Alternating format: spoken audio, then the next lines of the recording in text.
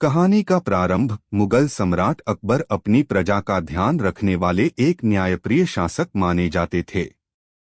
उनके दरबार में अनेक विद्वान थे, लेकिन उनमें सबसे प्रमुख बीरबल थे। बीरबल न केवल अकबर के प्रिय मित्र थे, बल्कि उनकी तीव्र बुद्धि और न्यायप्रियता के लिए भी पूरे राज्य में प्रसिद्ध थे। एक दिन दरबार में एक गंभीर मामला प्रस्तुत किया गया।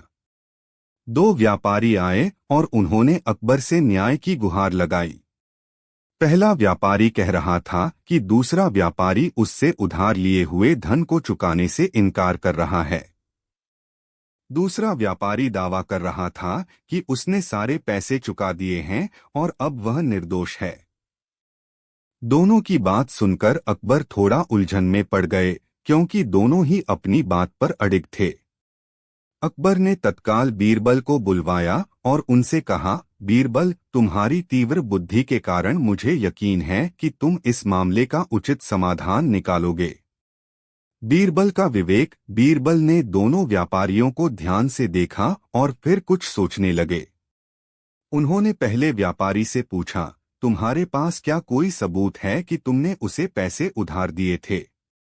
पहला व्यापारी बोला, महाराज, मेरे पास कोई लिखित सबूत तो नहीं है, परंतु इस व्यापारी ने मेरे सामने पैसे लिए थे और उसने वादा किया था कि कुछ दिन बाद वापस कर देगा। फिर बीरबल ने दूसरे व्यापारी की ओर मुखातिब होकर पूछा, तुम्हारे पास क्या सबूत है कि तुमने पैसे चुका दिए हैं? दूसरा व्यापारी झट से बोला, महाराज, मैंने पहले व्यापारी को उसके बगीचे के पास ही पैसे लौटाए थे, लेकिन मेरे पास कोई लिखित प्रमाण नहीं है। यह सुनकर बीरबल ने कुछ क्षण सोचते हुए कहा, ठीक है, हम कल इस मामले पर निर्णय लेंगे।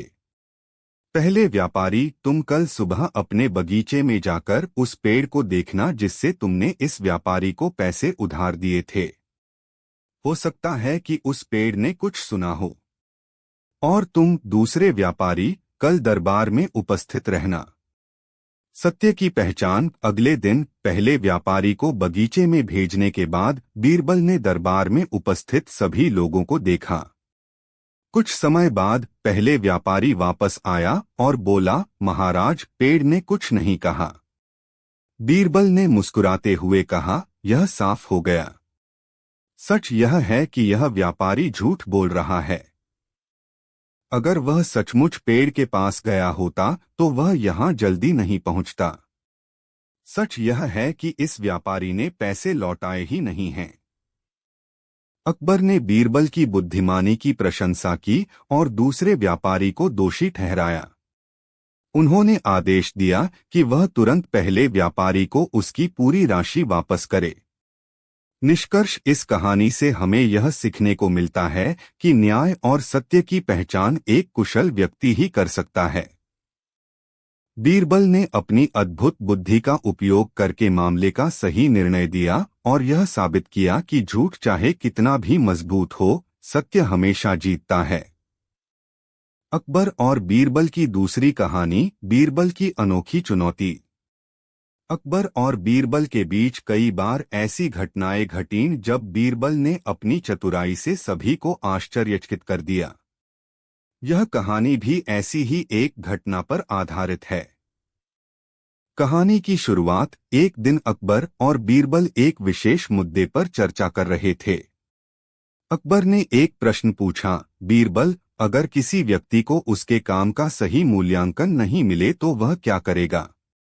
बीरबल ने तुरंत उत्तर दिया, महाराज, यदि किसी व्यक्ति को उसकी योग्यता के अनुसार मान्यता नहीं मिलती तो वह निराश होगा, परंतु हर कोई हमेशा सही मूल्यांकन की अपेक्षा करता है।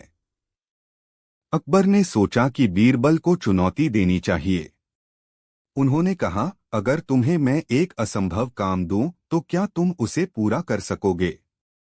बीरबल ने आत्मविश्वास से कहा, महाराज, आपकी कोई भी चुनौती मेरे लिए असंभव नहीं है।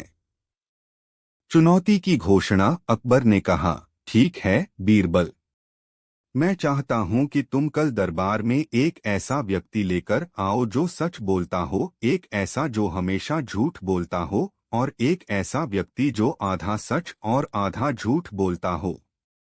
बीरबल ने मुस्कुराते हुए कहा, महाराज, यह चुनौती स्वीकार है।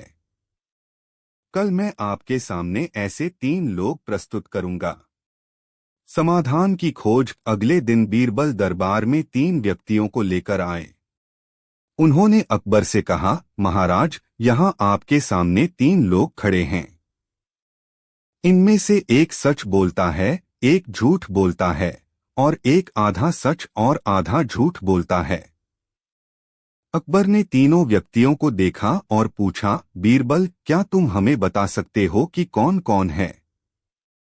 बीरबल ने पहले व्यक्ति की ओर इशारा करते हुए कहा, महाराज, यह व्यक्ति एक व्यापारी है और यह हमेशा सच बोलता है। इसके व्यापार में सच्चाई के बिना सफलता संभव नहीं होती। दूसरे व्यक्ति की ओर इशारा करते हुए बीरबल ने कहा, यह व्यक्ति एक ठग है और यह हमेशा झूठ बोलता है। इसके धंधे की बुनियाद ही झूठ पर टिकी हुई है। फिर बीरबल ने तीसरे व्यक्ति की ओर इशारा किया और कहा, यह एक दरबारी है और यह कभी कभी सच बोलता है और कभी कभी झूठ। इसकी बातों का आधा हिस्सा सच होता है और आधा हिस्सा झूठ। अकबर ने हंसते हुए कहा, बीरबल, तुमने मेरी चुनौती को बहुत ही अनोखे ढंग से पूरा किया। यह साबित करता है कि कोई भी काम असंभव नहीं होता यदि उसके लिए बुद्धिमानी और विवेक से काम लिया जाए। निष्कर्ष, यह कहानी हमें सिखाती है कि जब भी हमारे सामने कोई चुनौती आए, हमें अपनी बुद्धि और विवेक का सही उपयोग करना चाहिए। बीरबल ने अकबर की चुनौती को अपनी अनोखी चतुराई से हल किया और यह साबित किया कि किसी भी असंभव काम को संभव बनाया जा सकता है।